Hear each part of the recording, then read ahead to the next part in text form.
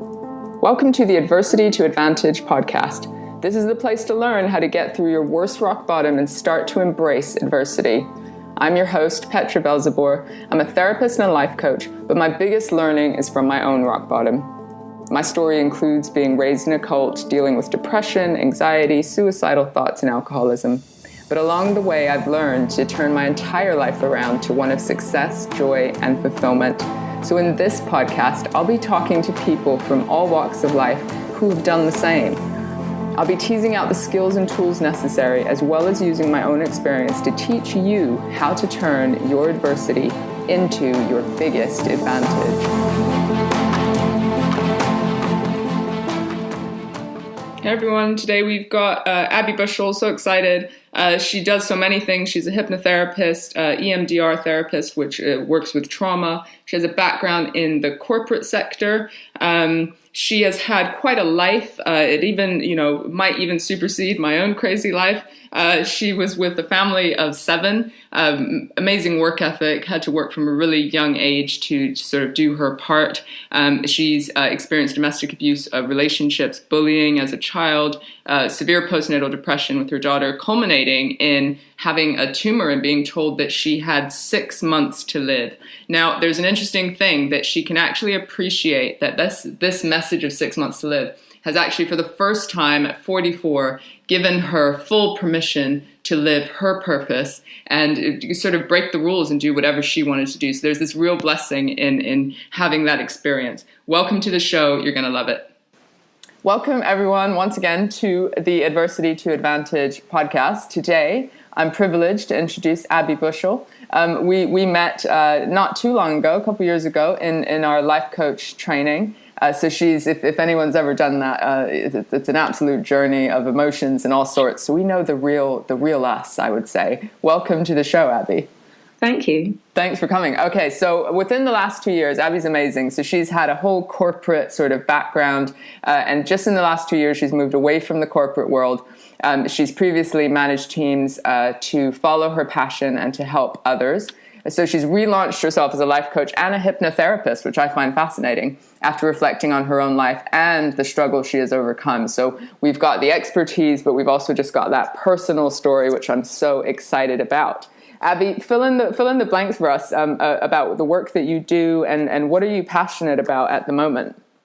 So for me, at the moment, I'm working with a project called Alliance Support Coaching, which is working with victims of antisocial behaviour. So for me, I get all the heavy duty cases because I'm really passionate about releasing the emotional tank. So for me, I use a tool called EMDR. And if you have never used it, please try it. And, I could meet up with you and show you exactly how it works. So it's called eye movement, desensitization and reprocessing. And what it does is it doesn't take away the events, it takes away the emotional attachment to that event. And so when people are struggling with everyday life, so today that someone might be struggling, it will connect to a past event. So an emotion that they feel wherever it is, whether it's in the head, in the heart, in the stomach, if they think of another event that happened and it will go back and back and back, that same feeling would have triggered by something that's very similar. And so it means that when things happen in our past, we put a lid on it because that happened, we didn't like it, so it'll be a traumatic experience, and we get on with our lives. But in the end, that tank becomes so full that you can't cope with it anymore. So when everyday life things happen, that lid, like they say, flip a lid, gets flipped, and we go from 1 to 10 in no time at all. So what I like to do is release that pressure tank so that they can deal with everyday life and almost normalize things that they don't enjoy or are struggling with or finding quite difficult. How interesting. I've definitely heard of EMDR used for trauma, but it's interesting that in day-to-day life, it can seem like people absolutely lose their cool in some way or another over the smallest little tiny little shitty life thing, right? Yeah. But it's really, you're saying it's that context and that history that's actually showing up? Yeah, because everything we do in life, how we know whether we don't like something is when somebody asks you to do, stand on a stage and I want you to speak, which I had to do recently. And absolute panic attacks, not my thing, but I do it because I have to. However, you go back and go back and go back, and you'll find that it will come from a first experience of standing up in the classroom and reading from a book. Now, I have mild dyslexia. I couldn't read anything. Everyone just thought I was a bad speller. But I was a phonetic speaker and speller. So, but no one picked that up till I was 30. So I was just, if I can say it, a little bit stupid. So I'd stand up. It would be my turn. I'd dread them saying Abby's turn to stand up and speak her page and do it really awfully. So for me, public speaking will go back to that emotion from when I was, 7, 8 years old. And it's the same thing, yeah. Yeah. So fascinating. I do a lot of public speaking, and recently I was at the University of Bedfordshire, and I had to speak in front of sort of academics and sort of professionals. And oh my God, I thought I'd sussed out this public speaking thing. But as soon as I had sort of professionals in my audience, or my idea of like education experts, all of the experience of being a stupid, uneducated, because I was homeschooled and then didn't have an education when I was younger, all of that came up. What right have I got to speak to education experts about fucking anything, right? Exactly. Then the lid's off and you're 1 to 10 and you can't cope with it and you become a mess. And that's exactly what EMDR is for, to remove that emotion from the past so that you can deal with today. And it's amazing. I've seen so many changes. Even myself, I've had it myself, and I find it amazing because it's so quick. And it's instant. Yeah, you're talking 15, 20 minutes later, you're feeling so much better. You're just re-educating someone. Yeah. So who are your sort of ideal clients for EMDR? Is it just people who realize they're being triggered? Is it people who've had some severe trauma? It's everything. So post-traumatic stress syndrome isn't just for people that have been on the front line at war and had to kill people or seen their best friend die or had a illness which was life-threatening. It's almost lots... A big trauma is also made up of lots of small traumas. So from a child, a rejection, being told that they can't do something which they felt really passionate about. These are all tiny little traumas. But when you have tiny little traumas that all keep building up, they become a big trauma, which then means that emotion is so full up that you can't release it because you've had all these little traumas that you haven't been able to process, that you now can't process a great deal without emotionally attaching yourself to anything that you don't like very much. That's fascinating. And it informs maybe the conditioning around what you think is possible in your life. Yeah. So you avoid certain things because you've had that trauma. So you must not be worth something, or you must not be capable or have a right to maybe go down the path you wanted to go down. Yeah, well, I've worked with people very recently where they've had their leg amputated through being an alcoholic, and they've actually gone through the rehab. They've become, dry, and then they go for a normal appointment, and they are told just during a normal appointment that you've got an hour to live, and because of whatever they have in their system, they can't be put to sleep. So they're awake while they're being operated on, and they're listening to the doctors all talking very casually while he's watching the clock go to almost to the hour, thinking they're not taking my life too seriously because they don't think it's worth me living because I was an alcoholic and I have nothing. And so then when they're having these other feelings, every time it triggers back that they're worthless because they still have that feeling of lying on there and listening to the drill coming down or whatever they use to take the leg off. Sure. And so they're trapped in that emotion that they're worthless because that's how they've basically perceive that occasion, when really maybe that's how people are when they're in surgery. They are casual, they are relaxed, they have to be because they're doing things to save people's lives. But he was there watching the clock to the hour, to the minute. Yeah. So and that sticks with you. Yeah. But when we did the EMDR, it released a hell of a lot for him. It took away that pressure. It gave him back his self-worth. So for me, I deal with very heavy cases, and I also deal with things where, people have had emotional breakups. They're very jealous of situations and they can't move on from it because they've been left, as we know, in a separation for 3 years. Someone's been planning it, so they're ready for the separation, and then the other person's just been told and they've got to get on with it. And they're not given those 3 years to catch up. And then that person goes off and starts their new life. So the EMDR helps just remove all those emotions so that they can cope with and make decisions which are good for them. So powerful. So obviously you've had a whole life story yourself. You've had you've been through the corporate sector. You've made some changes recently, and you've got a personal story around adversity. Just take us back and give us a little bit of context to how you were raised. What were the expectations growing up? Do you think that your parents or the education system prepared you for the real world and what it's really like? Do you know what? If you'd asked me this probably 3 or 4 years ago, I probably would have blamed everybody in sight. But you know what? As I say to my daughter, I'm an adult to look at, but I'm still a child inside. I don't know how to be an adult, but I'm trying to be an adult. I mean, a parent rather than an adult. And my job is to keep you safe and keep you going. And I'm doing my best, which doesn't necessarily mean that I'm doing it right, but I'm doing my very best, and I'm learning as I go along. And now I realise that. So I don't blame my family, but I look back and I think, yes, I had a hard upbringing. I'm from a very large family. I'm one of 7.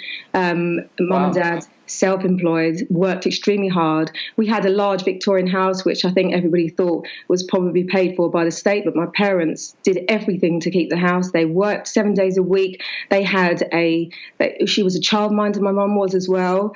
She also had the office in the kitchen. We had a playroom at the front, so we were always detached because you couldn't make a noise during certain hours. We were working from a very young age. We had paper rounds around the whole of the Wandsworth Borough. We used to do leaflet drops. We used to stuff envelopes. We'd pack kites if there was a job coming. We'd wash cars, do children's parties, everything. We were trained to be workhorses. From how old? Well, I'm the second oldest, and I would say we had paper rounds we used to do the Guardian paper round, which was the free round that literally goes miles. I mean, when I show my daughter the round now, she just looks at me and says, I would have just said no. That's how things have changed. Yeah. So how old would I say I've been working? Well, I've always looked after my sisters and brothers. I can imagine if you're the second oldest of 7. Yeah, especially as my parents have had to work and my mum's always been in the office, which was the kitchen. So when we got back from school, our job was entertaining each other and the other children as well. Yeah, keeping people out of the way. Yeah, so I think secondary school probably is where it started. Yeah. So for me, we were a very competitive bunch. To get attention, you had to be good at something. So I was very artistic to start with, and I was even adult education art classes, which impressed everybody from about the age of 11, and bringing back my pictures to show everybody. And then it worked out that my siblings, as they grew up, were even more artistic than I was, which blew that one out the water. So I gave up. Yeah. So I think my next thing that I found I was really good at was cleaning and helping, because my siblings were very clever. Probably a good 3 or 4 of them were all straight A's. I wasn't. My sisters on either side of me, the one above and the one below, were very pretty, very slim, always got the same outfits for Christmas. I didn't, because they wouldn't suit me because I was blonde, chunky, glasses, ear problem, you name it. We laugh about it saying I was the runt of the litter, because there's only my mum fell pregnant with me 3 months after having the older sister. Right. So I would say to her, you didn't put the vitamins back in your body, it's your fault, which is a joke, but not really a joke. Yeah. My dad, I'll always remember him sitting there one day and telling everybody, you're going to be a model, you're going to rule the world, you're this, you're that. And he said to me, and you're going to be a good housewife. And he didn't mean that in any other way other than kindness. Sure. For me, that was my job. I was going to be a great housewife because I wasn't good enough for anything else. And when I went through I started training to be a counsellor first. If my dad read my journals, wow, he was blamed for everything just for that one line. But so you held on to that. It really shaped you for a while. I did. I haven't now, because I think I gave up the journey of being a counsellor, because for me, it felt like I was just blaming, because obviously I didn't see the process through. And coaching resonated so much better for me, because it was, if you don't like the title, lose it. And stop looking backwards, what's ahead of you. And that was much better for me. So, yeah, that's probably, yes, we had a hard upbringing, as in we were workhorses. I'd be doing the laundry at the weekend, going down to laundrette but none of my sisters and brothers were, because I was the helpful one. Right. So you formed some kind of identity with that. Oh, yeah, 100%. I remember when because there's 5 of us with a year's gap between each other, top 5. And then my parents decided to have another go when I was about 14. I think my next second to last brother arrived. And I remember hoovering the house at 10:30 at night, waiting for them to come home with the new baby. And looking back now, I think I was probably just worried about losing my identity. Was the new person coming back going to be the cleaner? I don't know. So, yeah, but it wasn't seen as a victim role. It was, Abby will do that. Abby likes doing that. So I just did it. And did that shape sort of, because I know you have a great work ethic, did that give you your work ethic? Just that from the cleaning to the paper rounds to everything, that the culture within your house? Yeah, we're all workhorses. We all 7 of us. No, not the last 2 as much, because they didn't have the same lifestyle as us. Sure. The top 5, yes, we are all workhorses, and we would all go to work even if half our leg was hanging off, and that's how we've been brought up. And then, and I know we've talked about this before. What's it like to stop and do nothing? Do you know what? I don't like it. Right. There's a happy medium somewhere. Yeah. Stopping is rubbish. It's when that dark cloud comes for me. I cannot stop. And I know when we were speaking before the recording started, Christmas, it nearly got me, but it didn't, because now, we get these things in place now, tools which help us and we recognize. But I do know stopping is one of my biggest problems. It is. I mean, that's when my mind gets busy. That's with negativity. That's when things can go dark or feel overwhelming. And there is something unspoken about Christmas. As much as we're all successful, happy people that even have all these tools, it was the first Christmas for me since divorce, and my kids were sort of split between, I didn't have them Christmas Day. It was a lonely time, and it was hard to just stop, and it was hard to ask for help. It was hard. It was just really hard. And what I said to myself in sitting with those sorts of emotions was that this is what feeling fully alive is. It means I have the opportunity for full joy, creativity, and happiness, but also that I have the capacity to actually feel and not numb out through addiction, in my case, pain, loneliness, and those sorts of feelings. So I try and put that perspective on it. Yeah, well, someone said to me very recently, it's okay to dip the toe in the water of depression. And I thought to myself, it held with me for ages. I mean, I was told this probably back in April, and I keep thinking, why don't I like that saying? It's almost like you're saying, come and take me if you can. And then I thought, do you know why I don't like it? It's because for me, depression, it's the same as being an alcoholic. Once you've been depressed once, for some reason, your stupid mind decides that it's a great trick. Yeah. And so you need to find a way where you can maintain it and get rid of it when it arrives. And for me, it's like a bacteria. It's found an environment it likes, and if you feed it, it will grow, and it will grow at such a speed that you don't understand how you got from 1 to 10 in such a short period of time. So I think now, looking back at it, if I look at depression like mold or bacteria, poking your toe, dipping your toe just to see whether you like it and how it feels is definitely not the way forward, because I'm with you there. No, it doesn't take long for it to take hold. And why make life even harder than it already is? And that's through self-awareness and sort of knowing yourself. So talk us through your experiences of adversity. So we've had a bit of context of you growing up. There were definitely some challenges. But when I refer to things sort of like a rock bottom or a crash, I mean, what comes to mind for you? Oh, my God. I don't know where to start. What doesn't? I think I'm just going to have to just flip for a few quickly. Give us a flavor. Yeah, jump in. Yeah. Okay, so because I was 11 months younger than my older sister, she was my best friend, really. So I didn't need friends. Yeah. And so when I got to nursery, I remember when she left, I refused to go anymore because, I'd built such a bond with her. But she hadn't with me, so she went off in the world, and she was fine as anything. And so I refused to go to nursery. I stopped going, as I can remember, and I was just at home with my mum until it was my turn to go to school. So when I got to school, I had had no idea how to make friends, but I was desperate for them because I realised now my sister didn't need me or want me around. She had her own friends. So I couldn't make friends, full stop. And I remember my mum used to say, you're so desperate to make friends, that's why you can't make friends. And I didn't. I used to sit on the bench with the helpers, learning how to knit and holding a hand, walking around the playground. And I just didn't make a single friend. I hated it. And then I got to secondary school. Of course, I've learnt those skills to make friends, so still no better. Got secondary school, didn't like it, and unfortunately I fell into the realm of being a victim, and I did it so well. So unfortunately, anybody that wanted to make a remark, unfortunately I was there ready to take it. So I became a victim very quickly, which allowed every single bully in the school to realise that I was ready to play. So for me, I hated school, absolutely hated school, tried to work through my groups of friends, didn't really make any great friends with anybody other than one towards the end. And for me, I was just desperate to be liked. And because I was one of seven, I was quite loud. So that probably put people off. I was always trying to be accepted or to be admired. There's all sorts. And I'll always remember this for me was the biggest thing. And I hope he doesn't listen to this because I don't want him to think that he actually made a big impact. So I think he'd be quite pleased with himself. But I remember kissing this lad at school disco, first kiss.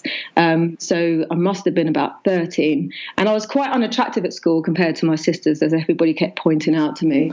And he was so embarrassed that he'd kissed me that I remember him having a bet with this girl called, no, I won't say her name. She'll know who she is. And back in them days, you're talking back in the 80s, £5 was a lot of money. And he said, I will prove how disgusted I am at the fact that I kissed Abby Bushell, that I will bet you £5 that I will never, ever speak to her again. Oh. And he didn't. And he didn't speak to me again. And to me... When did you find out about the bet? Probably later. Oh, no, straight away. Everyone knew because he had to let everybody know that he was so embarrassed that he'd kissed me. So it had to be a public thing and publicly sort of shame you in a way. Everybody knew about that bet. So then the bullying got worse. And then, you become more of a victim because people are feeding that you are a victim. And that stayed with me for years. And I remember as I left secondary school, a couple of years later, I was queuing to go into a club and he was in the queue with friends. And because obviously the bet was he wouldn't speak to me until we left school. So now I'm 18, 19, found makeup, learned how to dye my hair, slimmed down a bit, looking as attractive as everybody else in my age group. And he tried to have a conversation with me. And I remember almost laughing, thinking it was all silliness. And I thought, and I couldn't have a conversation with him. And I remember thinking, I don't think you realise how much that has changed my life. Even to this day. I mean, it was horrendous that he did that. But looking back, he probably thought it was just really funny. How has it impacted you even to this day or as an adult? I think to this day, not now, because obviously I've done all this training. But up until my 30s, I always felt extremely unattractive. So he really affected my self-worth. And I'd say... also through growing up, knowing that my sister was very attractive, even my mum. I remember going to parents' evening and someone said to me once, why is your mum so good looking and you're not? Ooh. So I think just lots of things. And my sister had a friend and I remember my mum kept saying, just take Abby out, let her come with you. And Hayley was forced to take me. And her friend said, I'll always remember this, I bet you must wake up every morning being so upset that your sister's so good looking and you're not. Wow. It's just awful. So everything was based around looks, about if you're not good looking enough, you just wasn't worth being around. So that probably fed your sense of, identity around your helping and cleaning or whatever it was you did, because you were like, hey, at least I get praised in some way for this. Yeah, and I carried on cleaning. Don't you worry about that. So where did that lead? What else? So next. So I get married to the boy next door. When you're at primary school, you think, right, I'm going to have 2 rose bushes and 2 children, a boy and a girl, and here he is. So off we did. We went off and got married. Probably for the wrong reasons. And I had a child that didn't want to sleep. But however, looking back, I didn't realise then that I realise now that I had postnatal depression. So this baby didn't want to sleep. She had to have cranial osteopath at the beginning because she had a bad delivery. She then had colic. She then had teething. She had her first tooth at 3 months. So she didn't sleep. And I worked full-time, and I kept my house sparkling clean. And I had no support from anybody. And but they used to say to me, if you had a baby and you lined it up amongst hundreds, you would know your baby. And I used to think, I wouldn't. This child, I don't like her. She doesn't like me.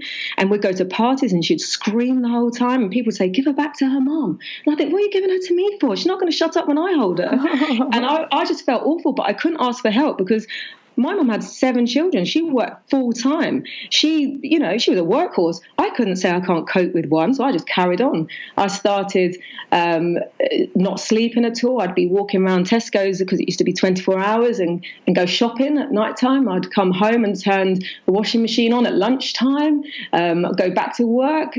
Everything was just keep going. And then my marriage ended for lots of different reasons. And that's when it all started to fall apart. So I started the self-help at St. John's Walk, 5-HTP, sleeping tablets, binge drinking, waking up with no memory most weekends when she was with her dad. But because I was happy drunk and I was fun, no one stopped me. So I carried on. And then I fell into a relationship, which was the first domestic abusive relationship. Because first of all, he was a support. And he was there. He was going to help me. I mean, I'd fallen into temporary accommodation for people that were basically homeless. So he was helping me to go and find a home again with him, going forward with a future.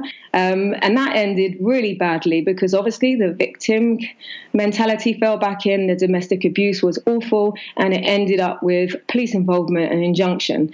And I couldn't ask for help because I was really worried how if I was to involve one of my brothers, what would happen to them if they did something that would jeopardize their future, end up in prison. So, I couldn't, so I just muddled through.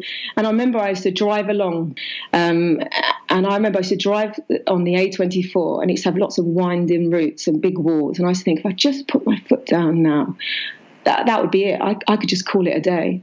And then I just look over at my daughter and I think, I can't do that. She hasn't chosen to die. And I'm responsible for her life. And so she was my savior, really, because she made me function. So I became a functioning depressive. Big smile on my face, outwardly, inwardly, just wishing it would all be over. And then when that ended, abusive relationship number 2. Same pattern, extremely abusive, very nice to start. So... And you're still a mother. You still have responsibilities. Yeah. Exactly. So I carried on going, but unfortunately, every day I was finding it harder to hide the fact that I was an emotional mess. So at that point, I went for help. And that was about 4 or 5 years ago. And I was given antidepressant sertraline for 10 months. When I first went on them, I remember I would literally go to the doctors every week or every other week. And all I'd be asking for is, when can I come off them? When can I come off them? Because they made you so ill to start with. And I carried on. Can I just pause you? And there's this theme here of not being able to ask for help and not showing, kind of hiding the shame of what was actually going on in your relationships and all of that. But at some point you go to the doctor. How hard was that to say that? I mean, were you able to say this? I think this is depression, or did you just fall apart? Were you just desperate? What led you to that? I couldn't speak without crying to anybody. It got to the stage where my eyes would water with any conversation. And for me, that was more important to hide that than it was to admit to the doctor that I was a mess and depressed and I needed their help. Okay. It was the more the disguising it. It was the more I was okay when I was functioning and I could smile and people didn't know. That was fine. That dark secret was my secret. But when it became... It started leaking. Like people now are seeing I'm falling apart. This isn't helpful. I need help now. So then they gave me the antidepressants, and I think it took about 6 weeks of being on them that I actually all of a sudden would walk outside, and it was almost like someone had turned the light on, and I'd be like, oh my God, it's not so grey out here anymore. And I started to enjoy doing things again, but I didn't want to be on them. Probably that thing of I don't want help. I've got to do it myself. My family is strong. I need to be strong. So even though they were, that's interesting just for our listeners, that at times medication can have that sort of impact where it balances things out. it was amazing for me, but I also didn't want to be on them forever. And so I remember one of my sisters who likes, she would like anything that makes life any better. She'll try anything. And she said, go up, because they kept trying to put me on a stronger drug. And I was, no, I'm not, I'm staying where I am. I'm quite happy. The side effects are awful. I'm only short, like 5'3". I obviously can't cope with anything stronger. And so I stayed put on quite a low dose. And she kept saying, go stronger if they're offering stronger. And I was like, no, I'm not. So I fought it. And then when it got to about 6 months, I felt better. I felt like me again. I felt like I was in my 20s before the postnatal depression set in. I just felt like me. Everything was okay again. Not perfect, but it was okay. And so I went to the doctor and said, I'm ready to come off them. I'm better. And she said, no, you need to be better for a while. The minimum you can be on them is a year. 6 months to a year is what we would tell anybody. And so I thought, okay, I'm going between. So I waited for 10 months and I didn't go back. I weaned off them. It's so slowly. I think it took me about 3 months. Like that's smart. Yeah, I'd read up and I realised that coming off them was as bad as going on them. And I even booked a holiday. And I'll always remember this. I had 2 puppies at the time. And I'd promised to make the roast potatoes to help my mum out with the large family we have. And I just thought, you know what? I'm getting to that stage where I can't cope again. I need to get away. And on Christmas Eve, I dropped the dogs off to my mum's, which was so selfish, but I had to, with the bags of potatoes, and said, I'm really sorry, but I'm going on holiday tomorrow because my daughter's at her dad's and I can't do this. And she just let me go. And I remember lying on the beach on Christmas Day and everyone texted me. And I remember one of my brothers, Daniel, he sent me a message saying, have a nice Christmas wherever you are. I thought it was just so amazing that no one actually really knows where I am right now, and I am being so selfish for the very first time in my life, but I'm doing it for me. And it helped me because the sun, the relaxation, knowing I was being selfish, it made me stronger, and it allowed me to get through the symptoms of coming off them, which was just as bad as going on them. It really is. It really is hard. I can totally see why people stay on them, because the coming off them is just as hard as when you're at your lowest moment. But you read up on it. I don't think there's enough education out there. And when I was on them for postnatal depression, our stories are quite aligned. And I was on them for 6 months. Really, for me, the depressant in my life was alcohol. And nobody said maybe you should cut that out. And I didn't like them because when I drank, it made me violently sick. Which was obviously it was the antidepressant that had to go, not the alcohol, right?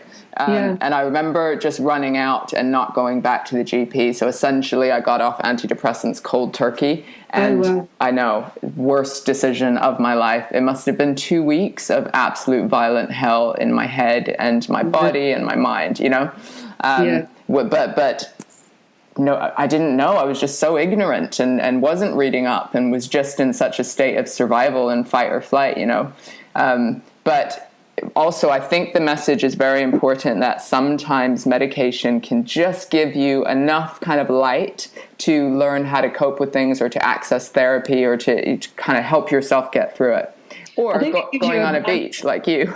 Yeah, well, I think it gives you a blanket because I will always remember my sister relaying to me what my mum had said to her. And because every time I'd have a conversation with my mum about, you can't afford the mortgage, what are you going to do, this, that, and the other, and I kept saying to her, do you know what? I'm not worrying about it right now. That's all I kept saying. And I remember my sister saying to me, my mum just said that she can't wait for you to come off those pills because you're not worrying about anything, but she's awake all night worrying about all the things. And I thought that was exactly it. But anyway, so what antidepressants came off, and then back to the story of the bosses I had all around me were amazing, and they could see something in me, and they basically helped me move up to where I should be. And I remember my boss at the time saying to me, not many people go sideways. You've obviously got a story. Tell me it. And I remember telling her, saying, this is enclosed walls. And she said, yes. And there was a little bit of bullying going on amongst management. And she said, I'm really sorry. I remember her moving all her books in front of her. And she said, I'm really sorry, Abby, but I have to take this forward because no one should put up with that. And I'm not going to tell you the story because I let it all go and I don't want to get people in trouble to this day. And so she said, but I will take this forward. And I said, if you do that, you will make me mentally ill.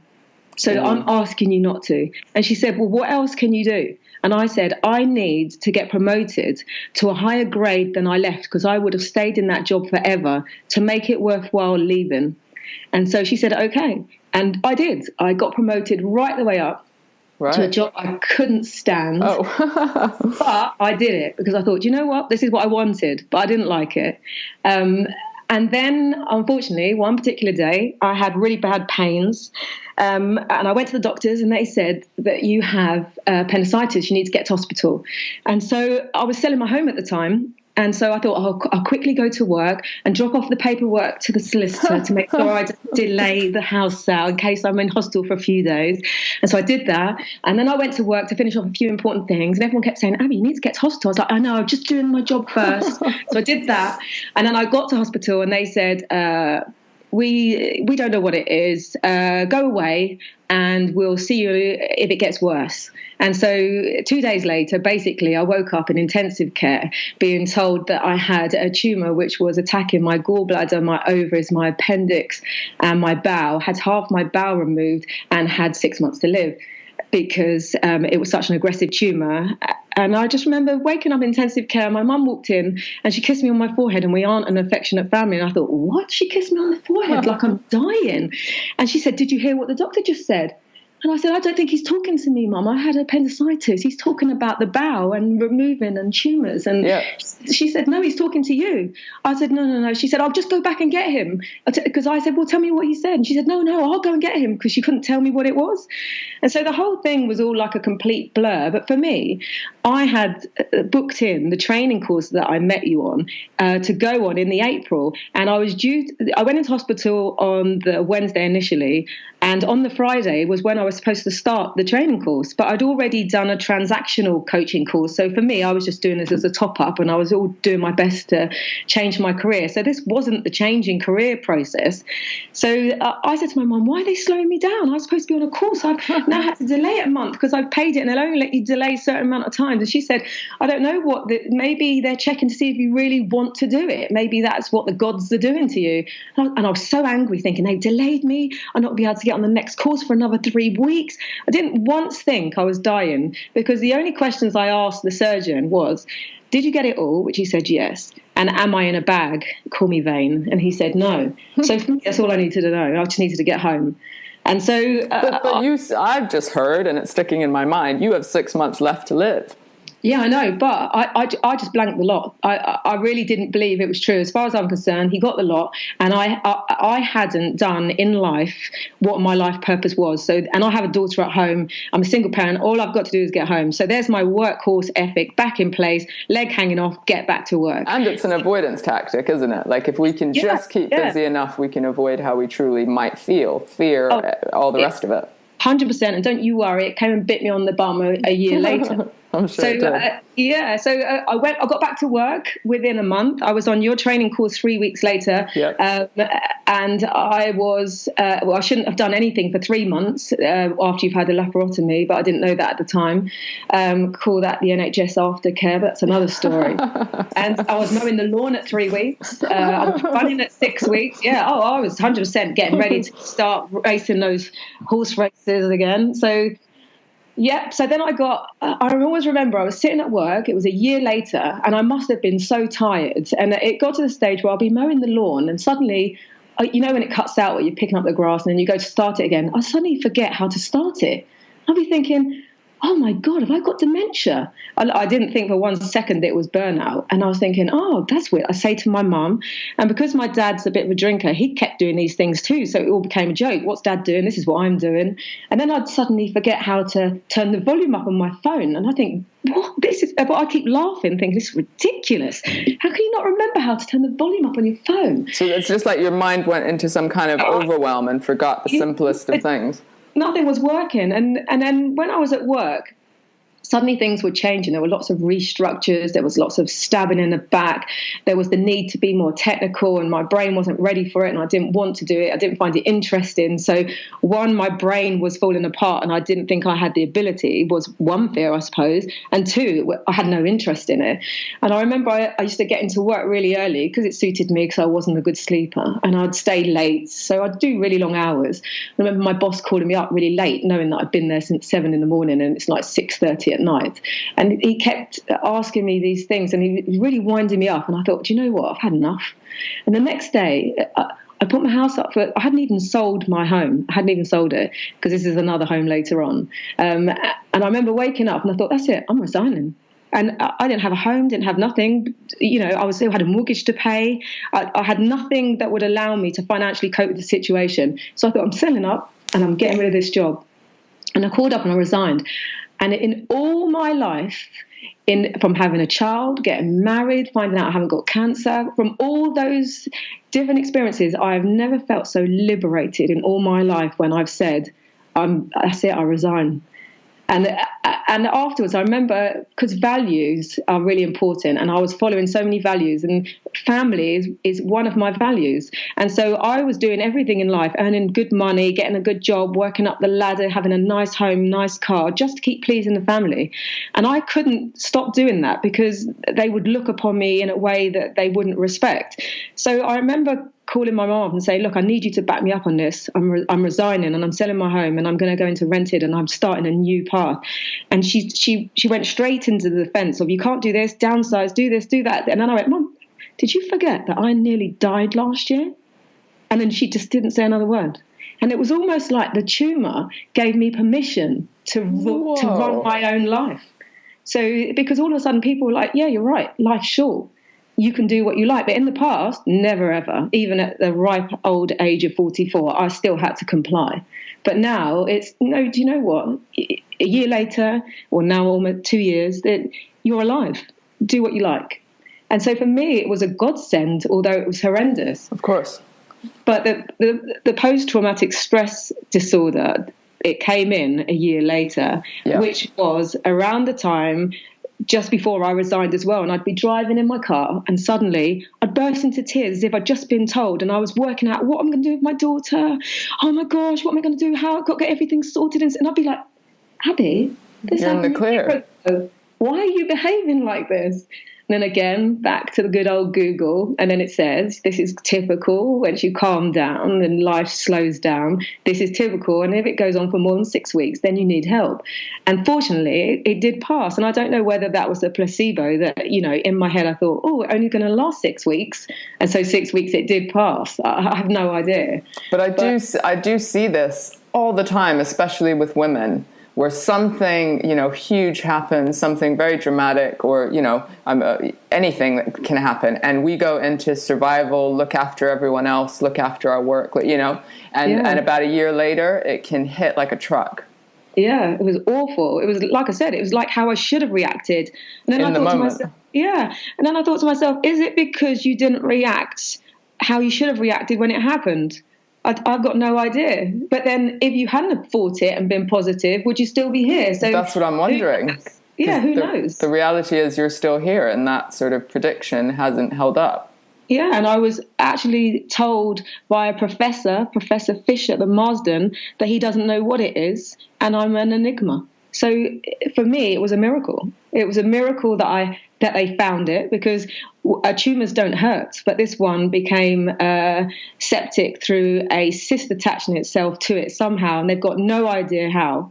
So I am an absolute enigma. If that had been left, I would have died, because it was attacking everything, and I had a 6-hour operation to remove all the lesions off all the things it was attacking. So it should have been cancerous. That they wouldn't have taken away half my bowel if they hadn't have thought it wasn't cancerous, because it was aggressive. But for some reason, it was an enigma. So for me, why wouldn't I change my life and give up on all the things that made me unhappy? So I look back on my life and I thought, do you know what? My life has been such an education, because I've moved away from all the things that I've fallen into. And in the past, when I was in the abusive relationships, I think I heard a comment once from a family member who said she loves the drama. I mean, who would love that drama? But yes, some of it is self-inflicted. You do land in these roles somehow where you're needing to help other people. So you look for people subconsciously that need help so that you can help them. But unfortunately, they take away your energy to help them move forward. And so, it's a toxic sort of cycle.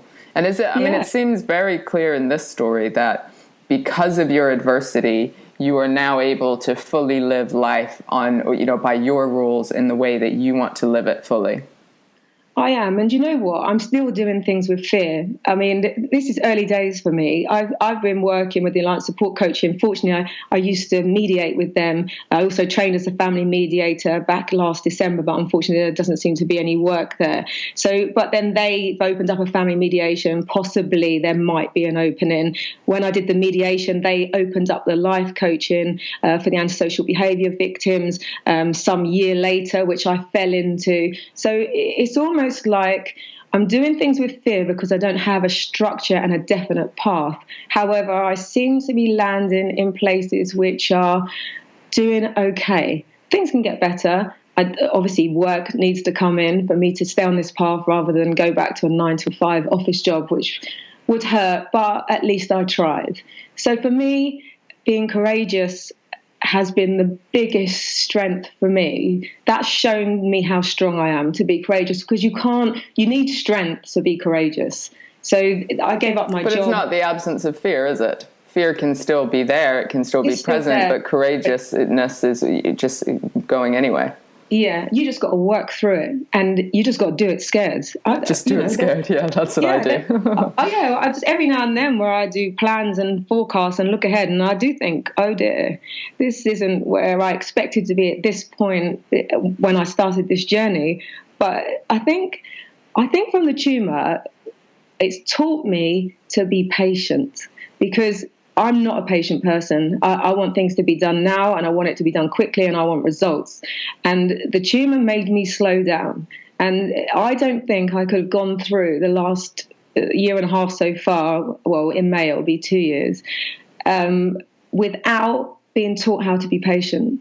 So when I said to my mum, when I found out I had a tumour, why are they doing this to me? I think the journey was learning to be patient.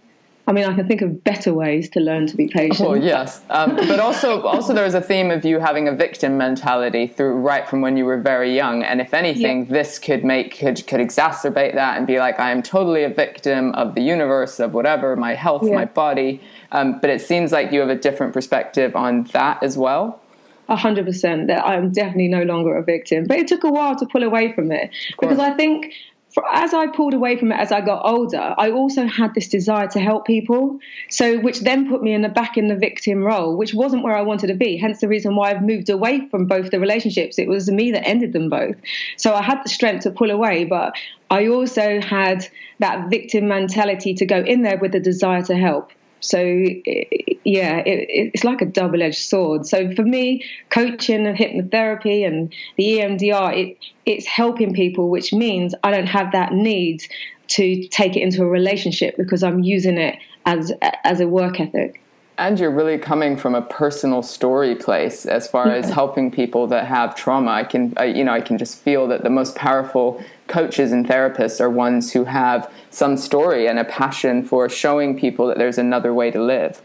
No, 100%. I do believe that you need to have experienced some of it to be able to work with people. I mean, I was just speaking to a friend the other day who has severe anxiety, and I said to her, I'll never understand what that heart palpitation feeling is because my anxiety doesn't show in that way. So I find it difficult when people say, my heart's palpitating, I can't breathe, and I come up and I'm having a panic attack. I can't resonate with that because I think when people say to me, oh, that's because you're anxious, and I almost take offense to it because I think, don't give me another label. But really, when you look back, I show anxiety in lots of other ways. I don't sleep. I've got to do things 100 miles per hour.